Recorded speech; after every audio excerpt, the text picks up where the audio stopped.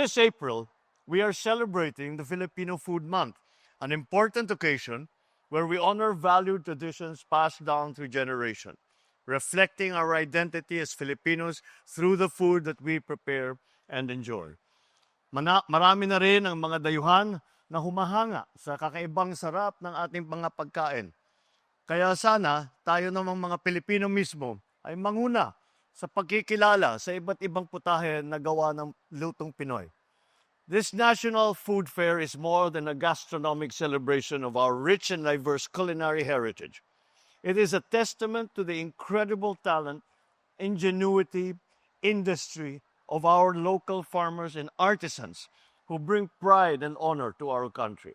So congratulations to all the participants, the mga exhibitor, mga organizer na pinagtiyagaan ito at ginawa lahat upang maging matagumpay ang itong National Food Fair natin. Of course, acknowledge the efforts of the DTI for introducing the DTI Bagong Pilipinas Marketplace Platform.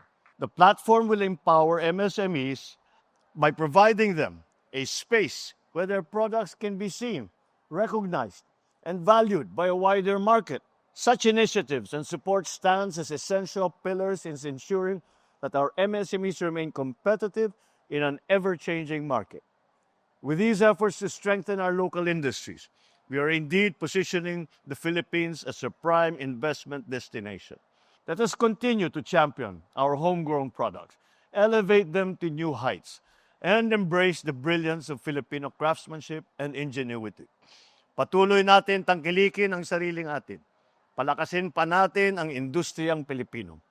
And may the continued success of our MSMEs inspire generations of entrepreneurs and innovators, all working towards a more prosperous and productive Philippines.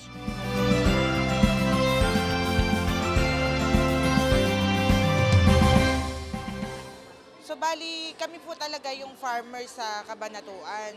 Before, meron lang mga middleman na kumukuha ng mga hina-harvest namin. Since yung nag-lockdown, wala na kaming mapagdalan. Kami na yung nag-initiate na makipag-coordinate sa DA para po may madalang kami ng mga gulay na inaani namin. Doon nga po nagsimula na naging accredited kami ng Kadiwa. Malaking tulong po ang pagiging member namin ng Kadiwa kasi unang-una, hindi na namin po problemahin yung mga hina-harvest namin na gulay. Meron na po kaming dinadalan. Pangalawa po, kung marami po yung volume, ganun din po, tutulungan din po kami ng DA kung saan namin dadalhin yung mga hina-harvest namin.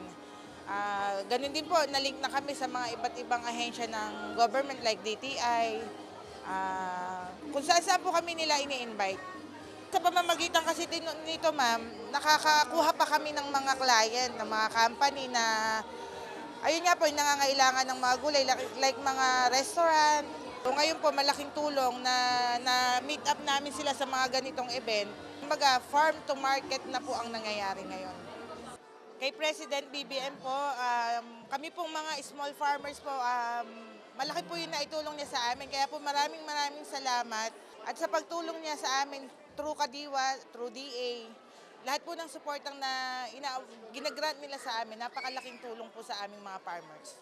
Itong trade fair nito, hindi po kami makapunta dito sa Maynila. Magkano pong gastusin namin yung baga ang pamasahe namin, no? So nagbigay po sa amin si DTI sa totoo lang. Kahit konti, hindi na, pero malaking tulong na po. At saka yung dito mismo, yung pwesto po namin dito, yung saan po kami nagdi-display. At saka dami pong tao na nakapag-free test bond dun sa product po namin. So malaking tulong po talaga na maraming nakakilala po dun sa product namin.